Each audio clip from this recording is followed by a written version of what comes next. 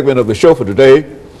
We're talking to Ms. KShakill, and she's given us some information relative to the psychological impact of slavery on African Americans, and she has already talked about its impact upon females as well as upon men.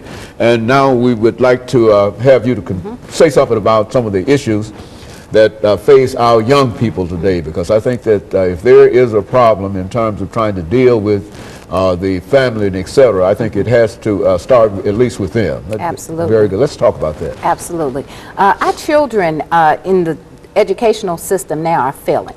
They're not even reading sufficiently at the 3rd grade. And no one's catching this. They're being just promoted on and given a diploma. And when they reach college, they can't even get in because the ACT scores are so low that they cannot be admitted. And to me, it's an injustice because someone has to catch this at the age of 7 and 6. And a lot of it the problem is at home as well.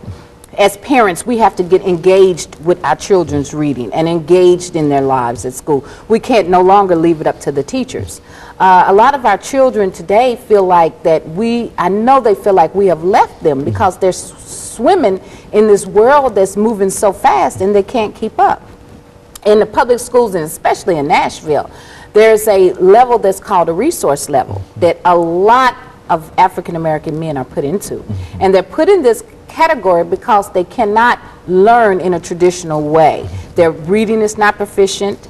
They cannot sit still in a chair long enough. So they attach labels like ADHD on our children, and then they put them on drugs, and then they put them in a category where they get more funding to have these children in resource classes the particular school does.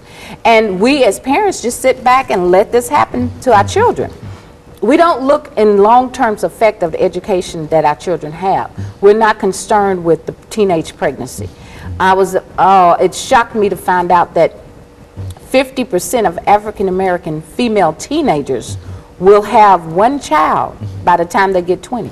That's a huge number. That's a real number. Yes.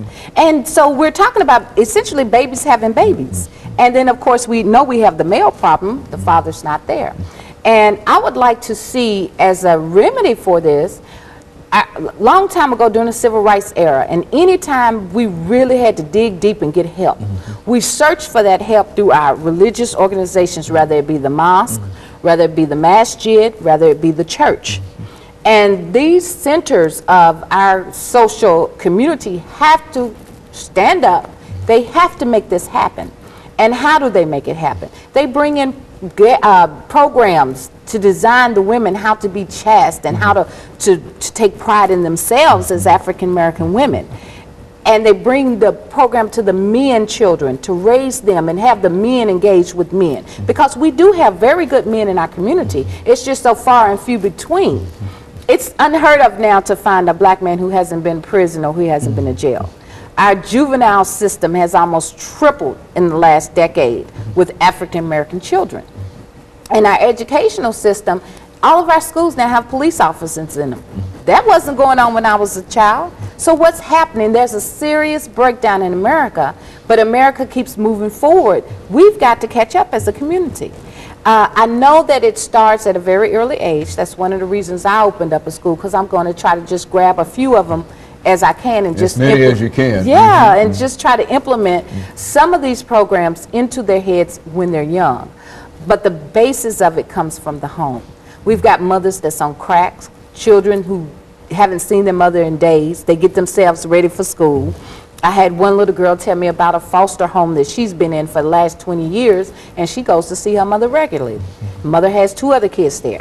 So the dynamics of the family life is completely broken down, and we have to rebuild that.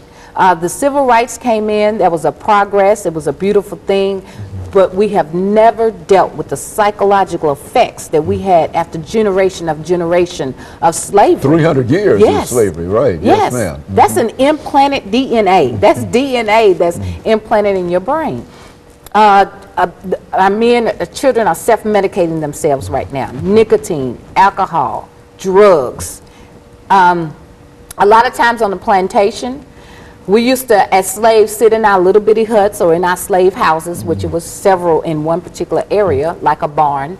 And we would look up at the big house and just see all these beautiful things and see the beautiful clothes that they wore. So we were admiring all of these things. So in our community now, if we get $1 or $50 or anything, we're going to go buy some gold. I mean, we take it to the gold teeth and gold chains and big wheels.